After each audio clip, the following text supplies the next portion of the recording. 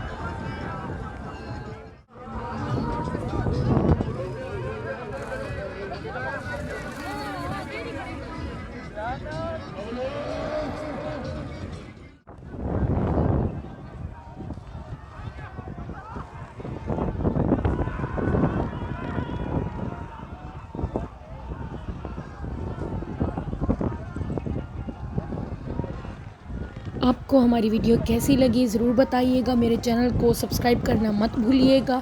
Bell icon को press कर दीजिए ताकि आपको मेरी न्यू वीडियोस की नोटिफिकेशन मिलती रहे।